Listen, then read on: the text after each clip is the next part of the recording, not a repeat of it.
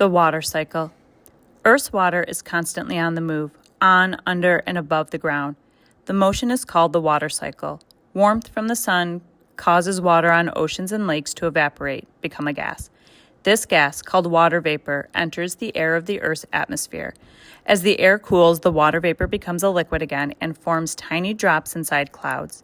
These drops join together to form larger drops and eventually fall into the ground as rain. Much of that water becomes runoff, flowing downhill and eventually reaching the ocean, where the water cycle begins again. Introduction. Aliens approaching Earth for the first time would see a blue planet in their spaceship windshield. They'd be right if they guessed the water covered more than 2/3 of the planet. But down here on Earth, we know that only about 2% of that water is drinkable. That water is necessary, not just for your survival, but for the survival of all living things. So it's not just that you wouldn't want to live without clean water, you wouldn't be able to live without clean water. It helps you fight against disease, enables you to grow, and even helps you think. And that doesn't even begin to list the ways in which the world needs water to grow things, to build things, and to get them from one place to another. Have some fun while you drink at the fountain, but think about how you'd feel if you turned its handle one day and nothing came out. Where does water come from? You might find it fun to splash around in puddles, or maybe you stay awake at night worrying about whether your picnic will be rained out. Perhaps you're fascinated by maps showing lakes that are as large as some countries, or rivers so wide that you can't see the other side. But have you ever wondered where all that water comes from, or where it goes? Or who knows whether yesterday's thunderstorm contained water that flowed down the River Nile last year, or maybe in the time of the pharaohs. Just how do we track this precious natural resource? An endless journey. The journey that water makes from sky to land to sea and back again is called the water cycle. Heat and gravity act on water to keep it moving constantly. We can divert water from our own use along the way, but it tends to find its way back into the cycle. Changes in temperature and air pressure cause tiny water droplets to come together to form larger drops inside clouds. These fall to the earth as rain. Some rainwater seeps into the ground, but much of it, called runoff, spills downhill, forming streams and rivers as it flows towards the sea. Reservoirs are large man-made lakes that collect fresh water from cities and towns. Dams on the edge of these reservoirs control the flow of water. Pumps use pressure to force water up from underground. Small hand pumps are sometimes enough to suit the needs of a family. Trees and other plants also search for water underground. Their roots contain tiny tubes that draw water up in every part of the plant. Water evaporates or changes from liquid to gas form when it is exposed to heat or wind. The invisible gas, called water vapor, remains in the air. Condensation. Air can hold a lot of water either invisibly or in the clouds. This water condenses, becomes liquid again when it cools. You can do it! Make your own weather. Place a cup in a mixing bowl, pour water into bowl, not the cup, so that it's about 2 fingers deep. Stretch plastic wrap across the top of the bowl and place a small weight on the film just above the cup. Rest the bowl on a sunny windowsill, and a couple of days you'll see that the water has rained into the cup. How long could you go without water? Did you know that almost 2/3 of your body weight is water? Water is pretty much everywhere inside you, helping to keep you nourished, flushing away waste, and generally keeping you healthy. You could survive far longer without food than you could without water. Emergency services rush to find survivors after earthquakes and other disasters because they are concerned about getting water to those people. Being dehydrated, running low on water, is dangerous, and you really need to drink water before you become thirsty. Heating and cooling. Sweat, mainly water, evaporates on your skin. Taking heat away from the water turns to vapor. When your body warms itself by shivering, your pores close to keep heat and moisture in. You should drink water regularly throughout the day to hydrate, to help your body maintain its supply of water, which is constantly being used up. Your immune system, which fights disease and infection, relies on water to keep you healthy. or to help you recover from illness. Your body uses a lot of water to digest or break down food so that you can extract what's needed for health and growth. Once the nutritious parts have been extracted, water helps your body get rid of waste, the parts that doesn't need to. No one wants to run out of water in the desert. The intense heat and lack of shade cause your body to lose even more water as sweat as you search for clean water to drink. In really hot conditions, you would need to find water within 2 days. Top tip: go easy on salt. Your body balances the water and salt inside you. If you sweat, you need to take in more of both. The salt in a sports drink draws water from your stomach to muscles and other areas. But if you eat something salty without drinking, the salt in your stomach draws water back from other parts of your body. How does clean water keep you healthy? We use water in many ways, and in many of those uses, it's important for water to be clean. Of course, the water you drink needs to be free of germs in order for you to avoid illness. But water itself can also help you to ward off infection. You use water to wash or rinse away germs that could be harmful. Doctors and nurses need water to wash their hands before treating patients so they don't transfer germs to them. Staying clean does more than help us to feel good. Washing well and then rinsing with clean water is an important part of personal hygiene. Treating wounds: the first step in treating any wound is to clean it with pure water to remove anything that might interfere with healing. Sewers remove waste from towns and cities just as toilets remove waste from your house. Harmful substances flow away in the water. Hydrotherapy is a form of medicine that uses water, hydro in Greek, for pain relief and for both humans and animals. His life is in their hands. Surgeons carry an enormous responsibility in any medical operation. Before they touch a single instrument, they scrub their hands and forearms with a special solution and rinse with clean water to make sure they aren't carrying any infections themselves. Top tip: bits of food can stick to your teeth or between them after you've finished eating. Acids from when these bits mix with plaque, a sticky substance on the teeth. These acids can eat away at your teeth. Regular brushing, which includes a good rinsing with water, washes away this harmful acid. Can dirty water make you sick? Just as clean water keeps you healthy and helps you grow, dirty water can make you unhealthy and sick. Water can contain tiny organisms and even poisons that cause disease. Our understanding of these diseases and their link with water has grown over time. But no matter how advanced the modern methods of treating these diseases, doctors insist that the best prevention is to make sure that everyone has supplies of clean water. Milestones. 400 BCE. Hippocrates claims that many diseases are linked to water. 1340 CE. Europeans blame bad air for deaths from waterborne diseases. 1617. Anton von Leeuwenhoek improves the microscope. 13 years later, he discovers bacteria. 1849. William Budd claims that cholera is caused by microorganisms that travel in water. 1854. John Snow uses statistics to help discover the outbreak of a cholera outbreak. 1870. Louis Pasteur observes that many diseases are caused by germs. 1882. Robert Koch proves that many diseases are transmitted through water. 1907. Water filtering in Lawrence, Massachusetts reduces death rate from typhoid fever by 79%. Water and disease. Giardiasis is an infection of the digestive system caused by tiny parasites that live in water and lead to bad stomach pains. Otis externa, sometimes called swimmer's ear, leads to pain and swelling in the ear. It's caused by bacteria and fungi in dirty water. Hepatitis A, often caused by viruses in water supplies, leads to tiredness, nausea, feeling that you're going to throw up, and weight loss. The flu, short for influenza, is a viral infection that's like a much more serious common cold through hand washing, though thorough hand washing can prevent its spread. The broad spectrum pump. Dr. John Snow blamed infected water, not bad air, for London's deadly outbreak of cholera in 1854. He had the handle of the public water pump on Broad Street, where many people had died, removed.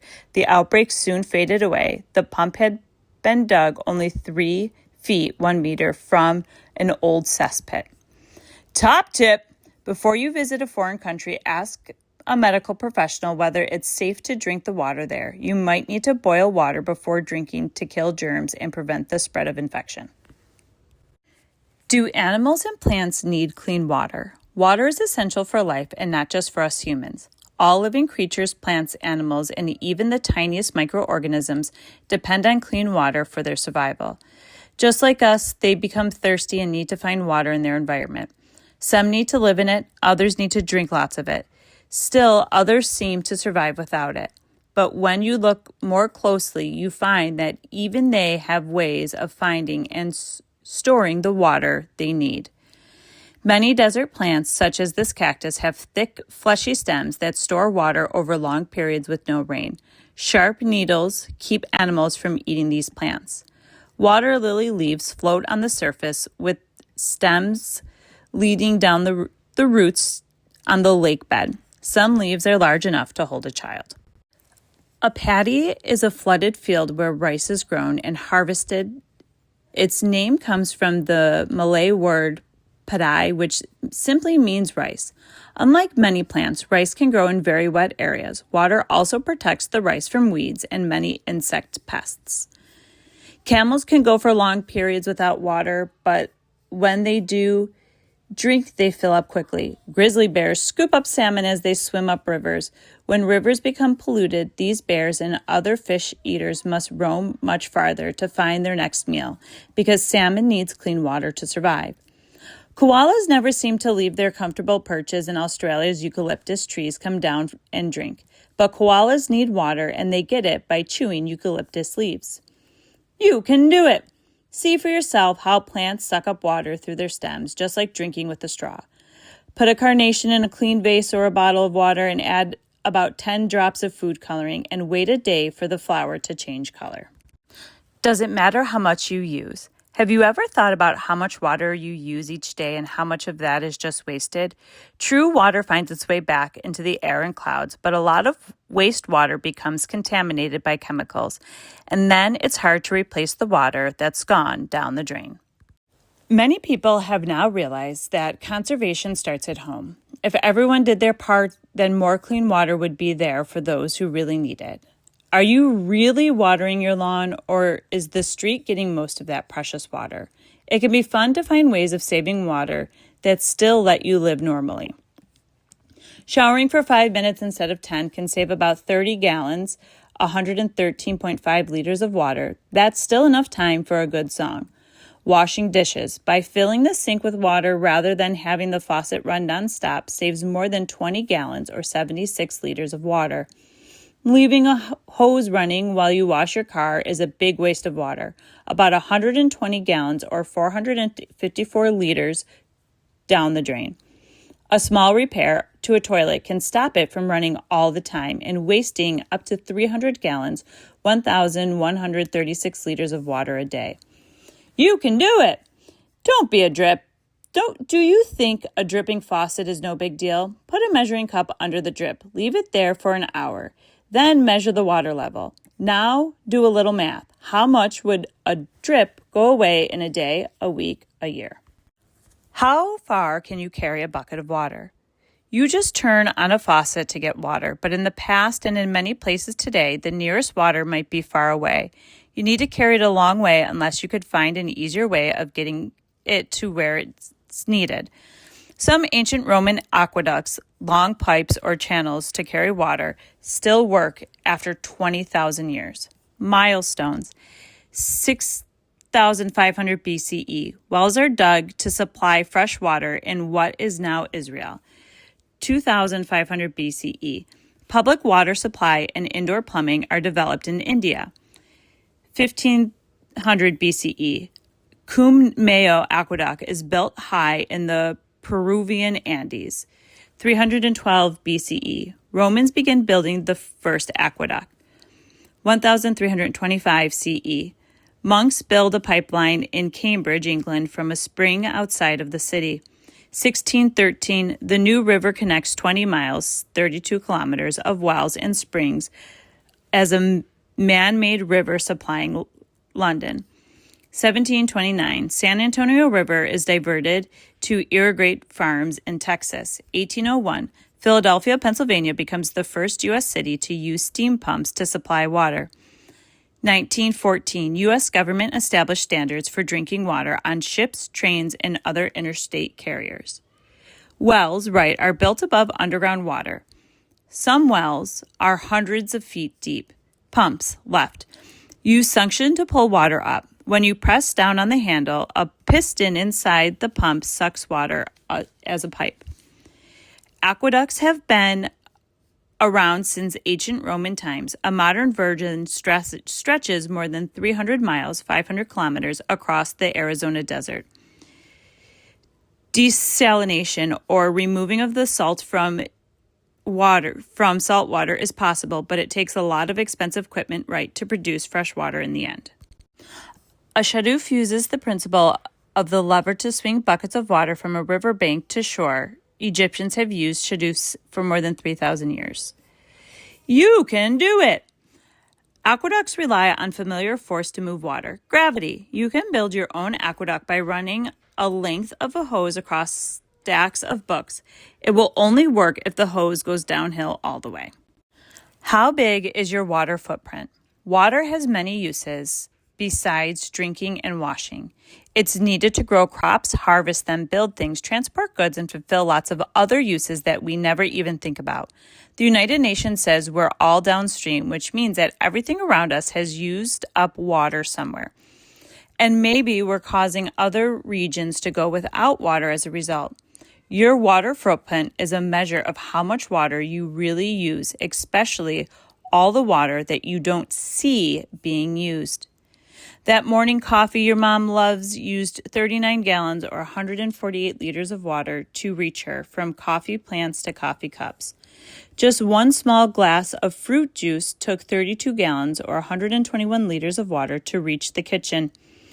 Just think of pressing, bottling, transporting, and other stages. Even chicken needs a lot of water to reach you, 491 gallons or 1,859 liters for every pound, unless you live on a chicken farm. A pound of steak needs a whopping 1,952 gallons, 7,369 liters of water to make the long journey from cattle ranch to dinner plate.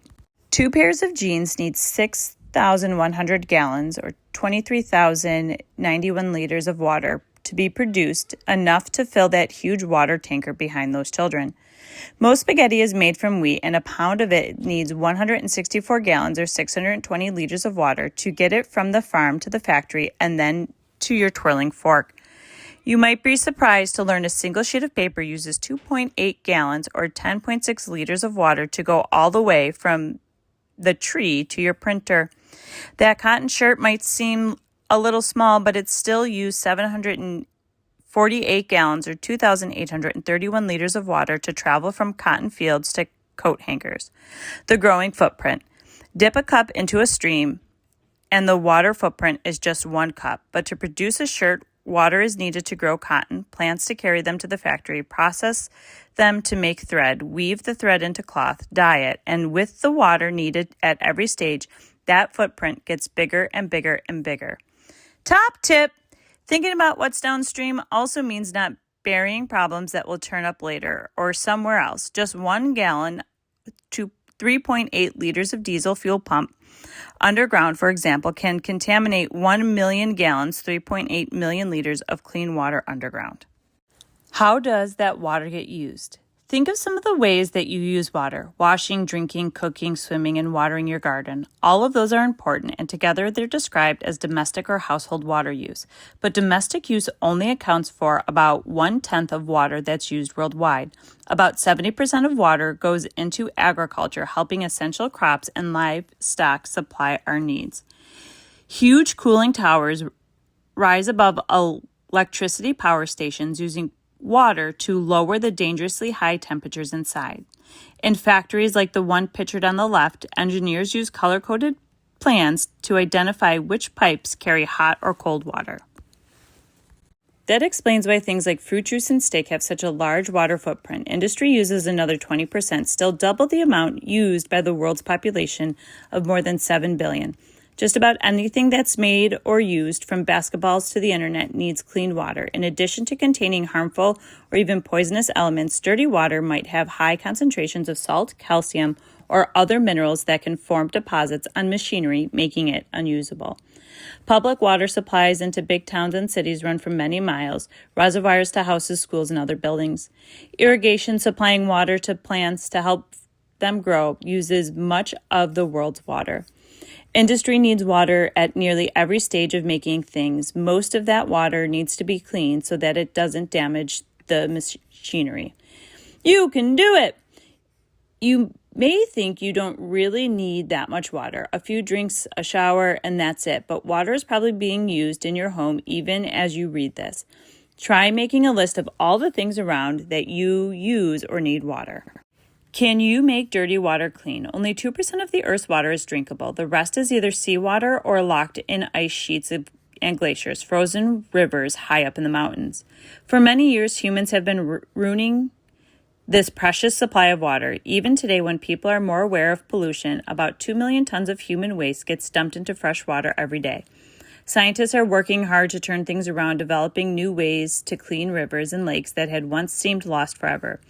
But will they still be able to meet the challenges of a world population that's growing at a rate of 230,000 people each day? Filtering out small particles is one way to clean water. This system passes through water charcoal. Bits and pieces get caught up in the charcoal, and the water flowing out is much cleaner. Removing the source of pollution, sometimes in dealing with dangerous chemicals, which calls for special safety equipment. A low-tech way of cleaning up water is simply to fish out objects out of it, right? An advanced but natural cleanup technique involves growing tiny organisms called algae in water that has been polluted by chemicals. The algae takes in some of the chemicals that have made the water dirty. Burning failures, glowing success. Cleveland, Ohio, 1969. Industrial waste that had been dumped into the Cayuga River caught fire. It was bad event that led to the good outcome. Mayor Carl Stokes persuaded the U.S. government to get involved in cleaning up the river, and his efforts helped lead to the Clean Water Act of 1972. Apartments and restaurants now line the banks of the much cleaner Cayuga River. How it works. To see how simple filtering works, use string of a rubber band to tighten an old dish towel across the top of a jar. Pour a glass of muddy water through the cloth into the jar. The cloth filters out a lot of materials, and the water that comes out is cleaner, but it's still not clean enough to drink. Milestones. 1804, Robert Thom of Scotland builds the first water treatment plant. 1806, Paris becomes the first major city with a water treatment policy. 1847, British law makes it a crime to pollute drinking water supplies. 1855, Chicago becomes the first U.S. city with a planned sewage system. 1890, methods to treat sewage with bacteria are developed in the United States and Britain. 1961, wildlife deaths linked to water pollution caused the Colorado River in the southwest United States create public anger. 1970, Environmental Protection Agency is set up in the United States. 1980, Michigan-born Verna Mees wins a 13-year battle to stop the Reserve Mining Company from polluting Lake Superior. 2011, once heavily polluted, the Tyne is named English's best river for salmon. Would you go to war over water? You've probably argued with someone in your family about who should have the last donut or slice of pizza. Now imagine that you're in charge of a city or country that your neighbor is hogging something precious that you feel you should share. You'd be pretty angry. Over the past 60 years, countries have often gone to war over oil. Many experts believe that water will be the oil of the 21st century, a precious natural resource that could trigger wars. Regardless of who's right and who's wrong in these disputes, the real losers will always be innocent people who have to go without water because of the fighting. Dry, cracked soil is all that remains of a field that once produced valuable crops. Countries have gone to war to protect their water supplies. Swimming and other forms of water fun would be out of the question if your country were involved in a water dispute. Water would be reserved for urgent uses. People affected by fighting often have to walk long distances to reach military checkpoints where they might find supplies of water. Farmers and their livestock are often displaced by fighting, especially if their traditional grazing lands have become dry or, even worse, dangerous battlefields. Top tip: don't assume that your water supply is safe. Warring countries sometimes try to prevent their enemies from having enough water. Changing the course of a river by digging a new channel or blocking it with a dam can dry up former riverbeds. Did you leave the water running? With all the strains on supply of clean water from the world's growing population to the demands of farms and factories, is there any hope for the future? Will we run out? How can you be sure that clean water will come out when your own children or grandchildren turn on the faucet? Luckily, people have been looking for solutions for years. International organizations try to teach people who have clean water how to save it so that the thirstiest people get a share of it. Inventors come up with ways, some simple, others like science fiction, to trap or transport water in the future. There might even be human settlements on other planets, and we might find water trapped beneath their surface. An ice cube to go and hold the soda. The idea isn't so crazy. Engineers are working on ways to tow giant icebergs from cold regions to drier parts of the world. Simple mesh screens, can trap the water in fog, which is really low-level clouds. Drops collect on screens and then drip down into containers below. Rain barrels left are back in fashion. They catch and store rainwater, usually for watering garden plants. Cities of the future will need to be sustainable, built with conservation in mind. Houses and apartments will save and reuse most of their water. The rooftop garden provides shade and insulation. You can do it! Consider using solar-powered pumps. They help farmers in parts of northern Kenya to use water that's trapped underground. Some parts of the country have gone for 5 years without any rain, but all that sunshine can now bring water.